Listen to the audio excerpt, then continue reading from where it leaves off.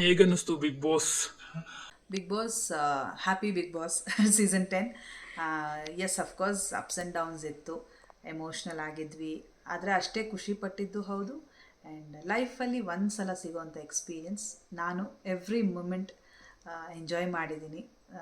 ಅದು ಯಾವ ಥರ ಆದರೂ ಆಗಿರ್ಬೋದು, ಅಳು ಆಗಿರ್ಬೋದು, ಕೋಪ ಆಗಿರ್ಬೋದು, ನಗು ಆಗಿರ್ಬೋದು. ಸೊ ಹಾಗಾಗಿ ನಾನು ಅಲ್ಲಿ ಜೀವಿಸಿದ್ದೀನಿ, ತುಂಬ ಖುಷಿಯಾಗಿದೆ. A very good experience. Bigg Boss of course ಎಲ್ಲ ಸ್ಟಾರ್ಗಳಿಗಿಂತ ಅಫ್ಕೋರ್ಸ್ ಸಂಗೀತನೂ ನಟಿ, ನೀವು ಕೂಡ ನಟಿ. ಸೊ ಹೀಗಾಗಿ ಹೆಚ್ಚು ಸಂಭಾವನೆ ಪಡೆದುಕೊಂಡಿರೋದು ಅಂತ ಅಂದ್ರೆ ಅದು ಸಿರಿ ಮತ್ತೆ ಸಂಗೀತನ ಗೊತ್ತಿಲ್ಲ. ಆ, ಸಂಭಾವನೆ ಗೊತ್ತಿಲ್ಲ, ಬಿಕಾಸ್ ಇಟ್ಸ್ ಟೂ ಪರ್ಸ್ನಲ್ ಅಂತ ಅನಿಸುತ್ತೆ ನನಗೆ. ಅವ್ರ ಸಂಭಾವನೆ ಎಲ್ಲ ನಾನು ಮಾತಾಡೋಕ್ಕೆ ಹೋಗೋದಿಲ್ಲ. ನಾನು ಯಾವತ್ತೂ ಹಾಗೇನೆ, ಅವ್ರಿಗೆ ಎಷ್ಟು ಅವ್ರಿಗಿಂತ ನಂಗೆ ಜಾಸ್ತಿ ಕೊಡಿ ಅಂತ ಕೇಳಲ್ಲ. ನಂದೇನಿದೆಯೋ ನಾನು ಅಷ್ಟೇ ಯಾವಾಗಲೂ ಮಾತಾಡೋದ್ರಿಂದ ಸಂಗೀತದೇನು ನಾನು ವಿಷಯ ಮಾತಾಡಲ್ಲ. ಇನ್ನು ನನ್ನ ಸಂಭಾವನೆ ಅಂತ ಬಂದಾಗ ಇಲ್ಲಿ ಜಾಸ್ತಿ ನಾನು ಬರೀ ಸಂಭಾವನೆದೇ ಯೋಚನೆ ಮಾಡಿರಲಿಲ್ಲ. ಬಿಕಾಸ್ ಸ್ವಲ್ಪ ದಿನ ಇರ್ತೀನಿ ಅಂತ ಅಂದ್ಕೊಂಡೆ, ಬಟ್ 3 ತಿಂಗಳಿದ್ದು ಬಂದಿದ್ದೀನಿ. ಹಾಗಾಗಿ ಇಟ್ಸ್ ಅ ಸೀಕ್ರೆಟ್, ಸಂಭಾವನೆ ಹೇಳಬಾರ್ದು. ಡಿಗ್ನಿಫೈಡ್ ಆಗಿ ಆಟ ಹೇಗೆ ಆಡ್ಬೇಕು ಅಂತಂದ್ರೆ ಅದನ್ನ ಸಿರಿ ಅವರಿಂದ ಕಲಿಬೇಕಾ ಅಂತ ಎಲ್ರು. ಡಿಗ್ನಿಫೈಡ್ ಆಗಿ ಆಟ ಹೇಗೆ ಆಡ್ಬೇಕು ಅಂತಂದ್ರೆ ಅದನ್ನ ಸಿರಿ ಅವರಿಂದ ಕಲಿಬೇಕಾ ಅಂತ ಎಲ್ರು. ಡಿಗ್ನಿಫೈಡ್ ಆಗಿ ಆಟ ಆಡೋದು ನನಗೆ ಗೊತ್ತಿಲ್ಲ, ನಾನು ಇರೋದು ಹಾಗೆ. ಎಲ್ಲಿ ನೋಡಿದ್ರು ನಾನು ಹಾಗೆ ಕಾಣಿಸ್ತೀನಿ, ಎಲ್ಲ ಅವಶ್ಯಕತೆನೋ ಅಲ್ಲೇ ನಾನು ಮಾತಾಡ್ತೀನಿ ಹೆಚ್ಚು. ಅಂದರೆ ಕೂಗಾಡೋ ರೀತಿನೋ ಅಥವಾ ಜಗಳ ಆಡೋದು, ಅದು ಬೈಯೋದು ಅಥವಾ ಆಳೋದು, ವಾಟ್ ಎವರ್ ಇಟ್ ಇಸ್. ಇಲ್ಲ ಅಂತಂದರೆ ನಾನು ಯಾವಾಗಲೂ ಹೀಗೆ ಇರ್ತೀನಿ. ಆ್ಯಂಡ್ ಸ್ವಲ್ಪ ಮಿಂಗಲ್ ಆಗೋದಕ್ಕೆ ನಾನು ಸ್ವಲ್ಪ ಟೈಮ್ ತೊಗೋತೀನಿ, ಎಲ್ಲರ ಜೊತೆ ಈಸಿಯಾಗಿ ಜೆಲ್ ಆಗಿಬಿಡೋದಿಲ್ಲ. ಆದಮೇಲೆ it's for long term, break ಮಾಡ್ಕೊಳ್ಳೋದಿಲ್ಲ, ಇವರಾದ್ಮೇಲೆ ಇನ್ನೊಬ್ರು ಆಗೋದು ಆ ಥರ ಇರೋದಿಲ್ಲ, ಲಾಂಗ್ ಟರ್ಮ್ ಇರುತ್ತೆ. ಆ್ಯಂಡ್ ಡಿಗ್ನಿಫೈಡ್ ನಾನು ಇರೋದು ಹಾಗೆ, ನಾನು ಏನು ಮಾಡಲಿ. ಅಫ್ಕೋರ್ಸ್ ನಿಮ್ಮನ್ನ ನೋಡಿದಾಗ ಎಲ್ಲರೂ ಹೇಳೋದು, ಮತ್ತೆ ನಾವು ಕೂಡ ನಿಮ್ಮಲ್ಲಿ ತುಂಬಾ ಕಲ್ತ್ಕೊಳ್ಳುವಂತ ನೇಚರ್ಗಳು ತುಂಬಾ ಇದೆ.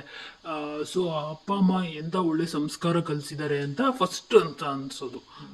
ಸೊ ಅಮ್ಮ ಏನ್ ಹೇಳಿದ್ರು ಮ್ಯಾಮ್?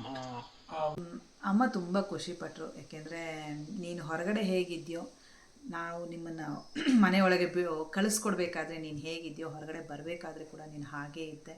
ನಿಂತನನ ನೀನು ಎಲ್ಲೂ ಬಿಟ್ಕೊಟ್ಟಿಲ್ಲ ಆಟಕ್ಕೋಸ್ಕರ. ನಾನು ಆಟದಲ್ಲಿ ಫಿಟ್ ಆಗಲೇ ಇಲ್ಲ, ಅಂದರೆ ಆಟಕ್ಕೋಸ್ಕರ ನಾನು ಹಿಂಗೆ ಮಾಡ್ತೀನಿ ಹಂಗೆ ಮಾಡ್ತೀನಿ ಅಂತ ಆಗಲೇ ಇಲ್ಲ. ಬಿಕಾಸ್ ನನ್ನ ಪ್ರಕಾರ ಬಿಗ್ ಬಾಸ್ ಇಸ್ ವ್ಯಕ್ತಿತ್ವದ ಆಟ. ಹಾಗಾಗಿ ನಾನು ನನ್ನ ವ್ಯಕ್ತಿತ್ವನೇ ತೋರಿಸ್ದೆ ಹೊರತು ನಾನು ಬೇರೆ ಆಟ ಆಡಲಿಲ್ಲ. ಅಮ್ಮ ಅದನ್ನು ನೋಡಿ ತುಂಬ ಖುಷಿಪಟ್ಟರು, ಹೆಮ್ಮೆ ಅನಿಸಿದ್ರು. ಇಷ್ಟು ವಾರ ಇದೆಯಾ ನೀನು ಅಂದರು. ಕಮೆಂಟ್ಸ್ ಬಗ್ಗೆ ಎಲ್ಲ ತುಂಬ ಸಂತೋಷಪಟ್ಟರು. ಆ್ಯಂಡ್ ಅಮ್ಮ ಎಲ್ಲೂ ಹೆಚ್ಚು ಮಾತಾಡೋದಿಲ್ಲ, ಬಿಹೈಂಡ್ ದ ಸ್ಕ್ರೀನ್ಸ್ ಅಂತಾರಲ್ಲ ಹಾಗೆ ನನ್ನ ಹಿಂದೆ ಅಮ್ಮ ಇರ್ತಾರೆ. ಹಾಗಾಗಿ ಅಮ್ಮಂಗೆ ತುಂಬ ಖುಷಿ ಆಯಿತು. ಮಗಳು ಈ ಥರ ಒಳ್ಳೆ ಹೆಸರು ತಗೊಂಡ್ಲು ಅಂದರೆ ಯಾರಿಗೇ ಆದರೂ ಖುಷಿ ಅಲ್ವಾ. ಅಮ್ಮನೂ ಆ ಸಂತೋಷದಲ್ಲಿದ್ದಾರೆ. ನಿಮ್ಮ ಹನಿ ನೀವು ಬಂದಾಗ ಹತ್ತಿರ್ಬೇಕು ಅಂತ ಅನ್ಸುತ್ತೆ, ನೀವು ಹೊರಗಡೆ ಬರೋದು ಅವ್ರಿಗೆ ಸ್ವಲ್ಪನೂ ಇಷ್ಟ ಇರಲಿಲ್ಲ. Actually one of the reason Honey ಕೂಡ, ಅವಳಿಗೆ ಇಷ್ಟ ಆಯಿತು ನಾನು ಅಲ್ಲಿ ಹೋಗೋದು ಎಲ್ಲನೂ. ಮನೆಯಿಂದ ಹೊರಗೆ ಬಂದಿದ್ದು ಅವಳಿಗೆ ಇಷ್ಟ ಆಗಲಿಲ್ಲ, ಇನ್ನೂ ಇರಬೇಕಿತ್ತು ನೀನು, ಬಿಕಾಸ್ ಯು ಡಿಸರ್ವ್ ಇಟ್ ಅಂತ. ನಾನಂದೆ ಎಲ್ಲರ ಮನೆಯವ್ರಿಗೂ ಹಾಗೆ ಅನ್ಸೋದು ಕಾಮನ್ ಅಲ್ವಾಕಂದ, ಅವ್ರ ಮನೆಯವ್ರು ಇರಬೇಕು ಅಂತ. ಇಟ್ಸ್ ಓಕೆ, ಇಷ್ಟು ವಾರ ಇದ್ದೀನಿ, ಅದನ್ನು ಖುಷಿ ಪಡು. ಇನ್ನು ಸ್ವಲ್ಪ ಇಷ್ಟೇ ಇರೋದು ಜರ್ನಿ, ಇದಕ್ಕಿಂತ ಈ ಜರ್ನಿ ಜಾಸ್ತಿ ಅಲ್ವಾ ನಂದು, ಇದನ್ನು ನೋಡಿ ಖುಷಿ ಪಡು ಅಂತ. ಅಫ್ಕೋರ್ಸ್ ಒಂದು ಸ್ವಲ್ಪ ಹೊತ್ತು ಅಪ್ಸೆಟ್ ಆಗಿದ್ಲು.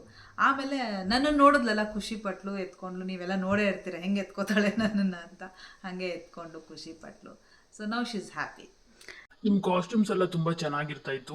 ಬಿಗ್ ಬಾಸ್ ಇಂದ ಬರೋ ಕಂಟೆಸ್ಟೆಂಟ್ಗಳು ಏನು ಅಂತ ಅಂದ್ರೆ ಸಂಭಾವನೆಗಿಂತ ನಾವು ಕಾಸ್ಟ್ಯೂಮ್ಸ್ಗೆ ಜಾಸ್ತಿ ಖರ್ಚು ಮಾಡ್ತಿದ್ವಿ ಅಂತ ಹೇಳ್ಬಿಟ್ಟು. ಸೊ ನಿಮ್ಗೂ ಆ ತರದ್ದು ಏನಾದ್ರು? ಹೌದು ಆಗಿದೆ. ಯಾಕೆಂದರೆ ಕಾಸ್ಟ್ಯೂಮ್ಸ್ ಬೇಕೇ ಬೇಕಾಗತ್ತೆ ನಮಗೆ. ಯೂಸ್ ಮಾಡಿದ್ದೀನಿ ನಾನು, ಸಾಕಷ್ಟು ಯೂಸು. ಆ್ಯಂಡ್ ಅದಕ್ಕೆ ನಾನು ಥ್ಯಾಂಕ್ಸ್ ಹೇಳಬೇಕಾಗಿರೋದು ನಮ್ಮ ಅಕ್ಕನಿಗೆ ಆ್ಯಂಡ್ ಹನಿಗೆ, ಆ್ಯಂಡ್ ಸ್ಪೆಷಲಿ ಮೈ ಫ್ರೆಂಡ್ ಪ್ರಭಾಕರ್ಗೆ. ಯಾಕೆಂದರೆ ತುಂಬ ಕಷ್ಟಪಟ್ಟಿದ್ದಾರೆ ಅವರು, ಡಿಸೈನರ್ಸ್ ಹತ್ರ ಬೆಳಗ್ಗೆ ಹೇಳಿ ಸಂಜೆಗೆಲ್ಲ ಬೇಕು ನಮಗೆ ಅಂತ ಹೇಳಿ. ಪ್ರಭಾಕರ್ ಅವರು ನನಗೆ ಅಲ್ಲಿಗೆ ಲೊಕೇಶನ್ ಹತ್ರ, ಬಿಗ್ ಬಾಸ್ ಮನೆ ಹತ್ರ ತೊಗೊಂಡು ಬಂದು ಕೊಡೋದು. ಡನ್ಸೋ ಗಿನ್ಸೋ ಎಲ್ಲ ಏನಾದರೂ ಮಾಡಬಹುದಿತ್ತು, ಬಟ್ ಇಲ್ಲ, ಖುದ್ದಾಗ ಅವರೇ ಬಂದು ನನಗೆ ಮಾಡಿದ್ದಾರೆ. ಆ್ಯಂಡ್ ಎಲ್ಲ ಕೋಆರ್ಡಿನೇಟ್ ಮಾಡೋದು, ಏಕೆಂದರೆ ನನಗಿದೇನು ಗೊತ್ತಾಗ್ತಿರ್ಲಿಲ್ಲ. ಆ್ಯಂಡ್ ನಾನೇನು ಹೇಳ್ತಿದ್ದೀನಿ ಅಂತ ಅವ್ರಿಗೆ ಗೊತ್ತಿಲ್ಲ, ಅವ್ರೇನು ಹೇಳ್ತಿದ್ದಾರೆ ನಮಗೇನೂ ಇದೇ ಇರಲಿಲ್ವಲ್ಲ, ಕನೆಕ್ಷನೇ ಇರಲಿಲ್ಲ ಒಳಗಡೆ ನಮ್ಮ ಮನೆಯಲ್ಲಿ.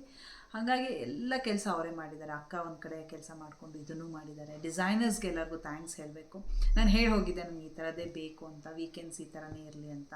ಸೊ ಅದನ್ನೆಲ್ಲ ಪ್ರಾಪರಾಗಿ ಮಾಡಿಕೊಟ್ಟಿದ್ದು ಇವ್ರು 3 ಜನ. ಸೊ ಇವ್ರಿಗೆ ಥ್ಯಾಂಕ್ಸ್ ಹೇಳಬೇಕು ನಾನು.